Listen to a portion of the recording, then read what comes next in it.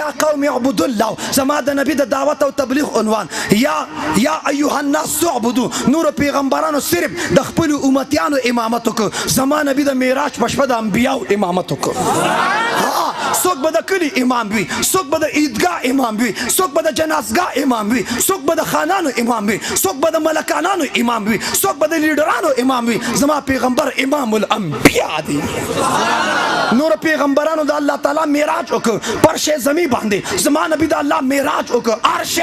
بری باندې د نور پیغمبرانو معراج د امتحان په صورت کې زما د نبی معراج د انعام په صورت کې آتش نمرود ابراهیم علیه السلام د پاره د امتحان صورت چاړه اسماعیل علیه السلام د پاره د امتحان صورت ها د مئی نفس یونس علیه السلام د پاره د امتحان صورت زما د پیغمبر معراج عرش ته د انعام صورت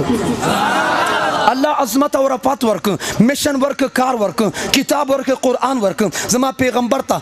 اقرا سره دنیا ته قرآن راغی اقرا سره دنیا ته توحید راغی اقرا سره دنیا ته رسالت راغی اقرا سره دنیا ته عقیده راغله اقرا سره دنیا ته نظریه راغله اقرا سره دنیا سره یو سوچ راغی دعوت راغی جهاد راغی اقرا سره دنیا ته ایمان اسلام راغی زما پیغمبر غار نه روان شو خلکو ته دعوت شروع ک خلک اسلام کې داخل شو ابوبکر عمر عثمان علی اسلام کې نارینه زنانه قرآن سره نسبت پیدا شو قرآن سره تعلق پیدا شو یو ځای ته زما نبی لال ډیر زیات رش خلکو ته تبلیغ شروع ک تا ته په زما پیغمبر څنګه تبلیغ کړي نن تبلیغ ډیر آسان دی اجي صاحب لیکن زما پیغمبر څنګه تبلیغ وکړ یو غنه کې لاړ کافران مشرکان راجم دي لاس سره لاس لګیدلی اوګه سره اوګه لګیدلی خپې سره خپل لګیدلی پاغه بیر کې رش کې زما پیغمبر دعوت ورکړي یا ایها الناس قولوا لا اله الا الله تفلحون لا اله الا الله کې نجات دی لا اله الا الله کې فلاح ده نجات کامیابی ده په هغه رش کې زما پیغمبر کافرانو ته د توحید ترانه وي دعوت او تبلیغ کوي